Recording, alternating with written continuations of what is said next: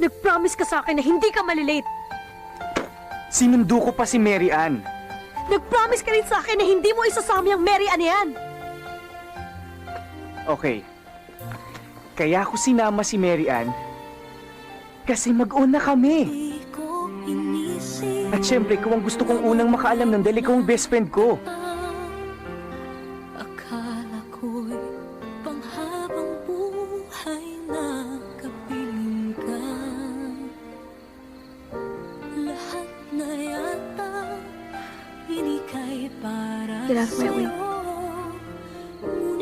Di ka ba masaya para sa akin? Get out of my way. Bujoy, di ba ito ang gusto mo? I said get out of my way!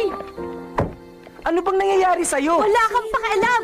Hindi na kita maintindihan Kailan mo eh. ba ako inintindi? Diretsuhin mo ako. Dahil hindi ko kayang basahin kung anong nandyan sa utak mo. Kung galit ka, sabihin mo sa akin kung bakit. Kung nasaktan kita, sampalin mo ako. Sige, gantihan mo ako. Matatanggap ko lahat dahil kaibigan mo ako eh. Oh yes! Kaibigan mo ako! Kaibigan mo lang ako! And that's all I ever was to you, Ned. Your best friend.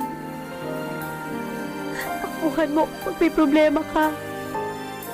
Tagasunod, tagabigay ng advice, taga-enroll, tagagawa ng assignment. Pinapagkataon sa'yo kapag nalulungkot ka. Nagatanggap ng kahit na ano. And I'm so stupid to make the biggest mistake of falling in love with my best friend. Dahil kahit kailan,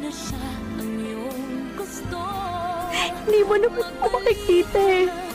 Kahit kailan hindi mo ako kayang mahalin. Dahil pa sa isang kaibigan. Bujoy. Bujoy.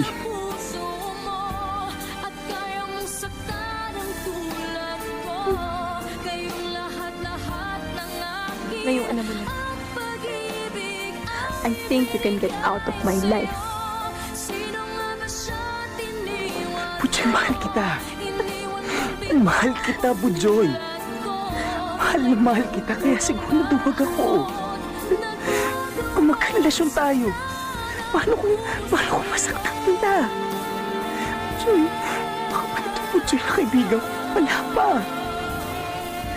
Bujoy, hindi ko kaya mawala ka sa buhay ko.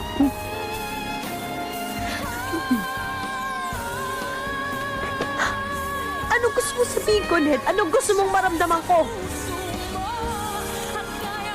Mahal mo ko, pero hindi mo na makaya paglaban yung pagmamahal mo sa akin. Gusto mong maniguro? Ned, hindi ka lang isang tuwang. Makasarili ka.